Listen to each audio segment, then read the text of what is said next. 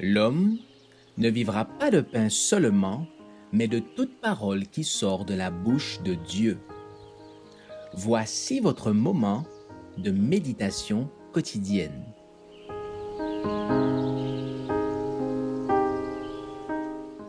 Vous recevrez une puissance. Connaître l'inconnu, le 8 avril. Qui donc, parmi les hommes, sait ce qui concerne l'homme, si ce n'est l'esprit de l'homme qui est en lui? De même, personne ne connaît ce qui concerne Dieu, si ce n'est l'esprit de Dieu. 1 Corinthiens 2, verset 11. La révélation n'est pas la création ou l'invention de quelque chose de nouveau, mais la manifestation de ce qui était avant d'être révélé. Inconnues aux êtres humains, les éternelles et grandes vérités connues dans l'Évangile sont révélées par le moyen d'une étude diligente et d'une humiliation de soi devant Dieu. L'enseignant divin conduit la pensée de l'humble chercheur de vérité et par la direction du Saint-Esprit. Les vérités de la parole sont portées à sa connaissance. Il n'existe pas de moyen plus certain et plus efficace.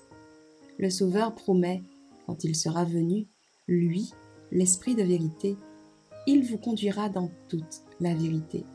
Jean 16, verset 13. C'est par la transmission du Saint-Esprit que nous devenons capables de comprendre la parole de Dieu. Le psalmiste écrit « Comment le jeune homme rendra-t-il pur son sentier ? En observant ta parole.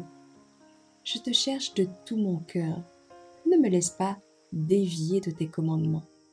Ouvre mes yeux pour que je contemple les merveilles de ta loi. » Psaume 119, versets 9, 10 et 18. Nous sommes exhortés à chercher la vérité comme un trésor caché.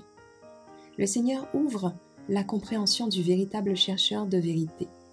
Et le Saint-Esprit le rend capable de saisir les vérités de la révélation. C'est ce que le psalmiste voulait dire quand il demandait que ses yeux soient ouverts pour contempler les merveilles de la loi. Quand l'âme aspire aux excellences de Jésus-Christ, la pensée est rendue capable de saisir les gloires d'un monde meilleur.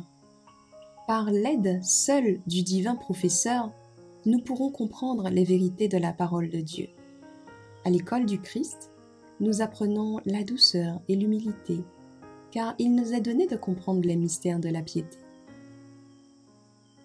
Celui qui a inspiré la parole est le véritable interprète de celle-ci.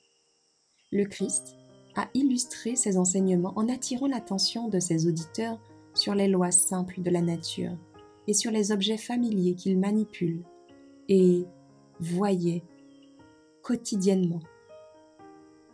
Ainsi, il conduisait leurs pensées du naturel vers le spirituel.